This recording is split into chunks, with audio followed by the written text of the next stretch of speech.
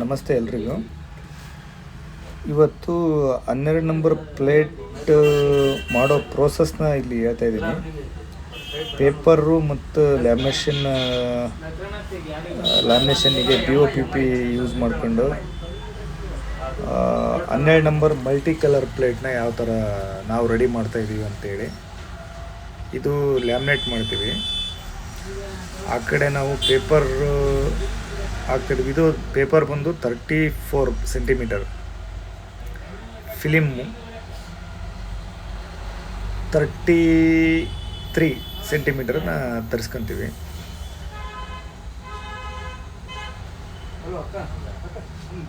ಒಂದು ಪ್ಲೇಟ್ ಮಾಡೋಕ್ಕೆ ಒಂದು ಲಾಂಗ್ ಪ್ರೋಸೆಸ್ ಇರುತ್ತೆ, ಅದನ್ನು ನಿಮಗೆ ಹೇಳ್ತಾ ಇದ್ದೀನಿ. ಇದು ಬಂದು ಡಿಮ್ಮರ್. ಇದು ನಾವು ಲ್ಯಾಮಿನೇಷನ್ಗೆ ಸ್ಪೀಡ್ ಕಂಟ್ರೋಲಿಂಗ್ ಮಾಡ್ತೀವಿ. ಇದು ಗಮ್ ಹಾಕಿರ್ತೀವಿ ಮಿಡಲ್. ಮೇಲೆ ಬರ್ತಾ ಇರೋದು BOPP ಫಿಲಿಮ್, ಮೇಲಿಂದ ಕೆಳಗಡೆಯಿಂದ ಪೇಪರ್ ಬರುತ್ತೆ. ಇದು ಲ್ಯಾಮಿನೇಷನ್ ಮಾಡಬೇಕಾದ್ರೆ ಅಡ್ಜಸ್ಟ್ಮೆಂಟಿಗೆ ಅಂತಲೇ ಈ ಥರ ಒಂದು ಸಾಫ್ಟಿಗೆ ಅಡ್ಜಸ್ಟ್ ಮಾಡೋಕ್ಕೆ ಒಂದು ವೀಲ್ ಮಾಡ್ಕೊಂಡಿರ್ತೀವಿ. ಪೇಪರಿಗೂ ಮತ್ತು BOPP ಲ್ಯಾಮಿನೇಟೆಡ್ ಕರೆಕ್ಟಾಗಿ ಅಲೈನ್ಮೆಂಟ್ ಆಗಲಿ ಅಂತ ಹೇಳ್ಬಿಟ್ಟು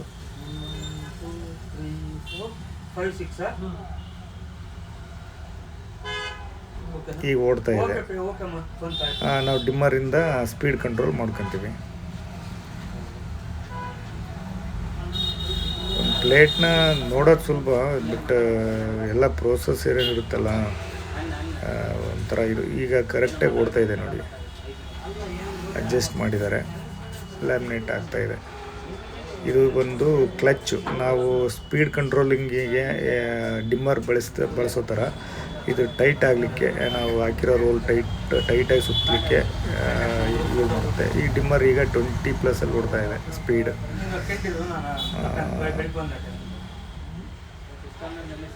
ಒಂದು ದಿನಕ್ಕೆ ಒಂದು 750ರಿಂದ 800 kg ಜಾಸ್ತಿ, 1 ಅವರ್ ಜಾಸ್ತಿ ಓಡಿಸಿದರೆ 1 ಟನ್ವರೆಗೂ ಲ್ಯಾಮಿನೇಷನ್ ಮಾಡ್ಬೋದು.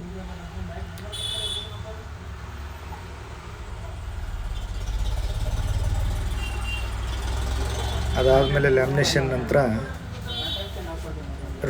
ಲ್ಯಾಮಿನೇಟ್ ಆಗಿರೋ ರೋಲ್ಗಳನ್ನ ಇದು ಆಟೋಮೆಟಿಕ್ 12 ನಂಬರ್ಗೆ ಮಷಿನಿಗೆ ಹಾಕ್ಕೊತೀವಿ. ಇಲ್ಲಿ ಆಟೋಮೆಟಿಕ್ಕಾಗಿ 4 ರೋಲ್ ಹಾಕಿರ್ತೀವಿ. 4 ಪ್ಲೇಟ್ ಒಂದು ಟೈಮ್ಗೆ 4 ಪ್ಲೇಟ್ ಬರುತ್ತೆ. ಒಳ್ಳೆ ಪ್ರೊಡಕ್ಷನ್ನು ಬರುತ್ತೆ. 8 ಅವರ್ಸ್ ಓಡಿಸಿದರೆ ಹತ್ರ 20,000 ಪ್ಲೇಟ್ಸ್ ಮಾಡ್ಬೋದು ಟೈಮಿಂಗ್ ಸೆಟ್ ಮಾಡ್ಕೊಂಡು.